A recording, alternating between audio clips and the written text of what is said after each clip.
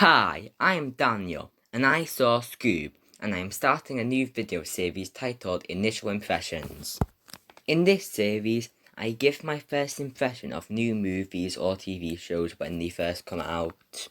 So, Scoob. By the trailers, I wasn't too hooked, but when I found out it was starting a cinematic universe, I was intrigued. And let me start off by saying the first 20 minutes was very good, even though a bit rushed. It worked well as a fast-paced film that I wish it could have kept that speed. I also liked the origin story, even though that brings up another problem that most of the comedy was paced better in the trailer. Anyway, let's talk about the comedy. A good half of the jokes were actually funny, but the others, not so much.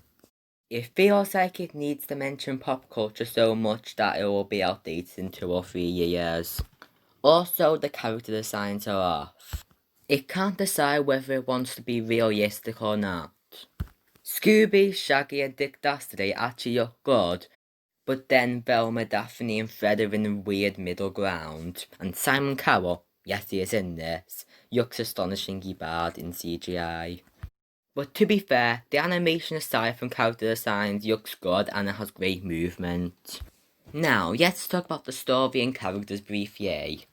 A big problem is that it isn't a Scooby-Doo movie, yet it still tries to have the Scooby-Doo tone and it doesn't work well. As well as that, I don't care about the characters or the relationship with Scooby and Shaggy, which could have been done greatly, but it was badly executed. However, Dick Dastardly was a good villain and the only character I actually liked, aside from Simon Cowell. That was a joke, by the way. Also, people complain about the voice actors being recast, but I think they were fine.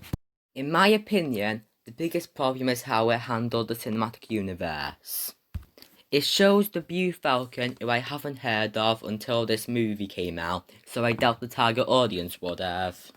It also has Captain Caveman for 2 minutes, and he did nothing. And in the background there were Easter eggs.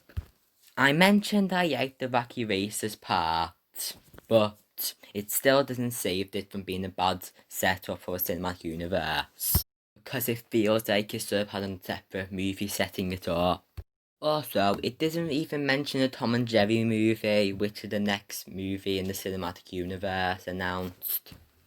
You may think I completely hate this movie by how much I rant on it, but surprisingly that's not true. Because it was mildly entertaining seeing how bad parts were, and I stand by that half the jokes were funny.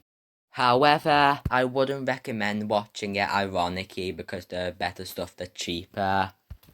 Also, to be honest, the live action movies were better. I give Scoob 5 out of 10 and would not recommend. On the rating system of strongly recommend, would recommend, depends, would not recommend, and strongly not recommend. The end.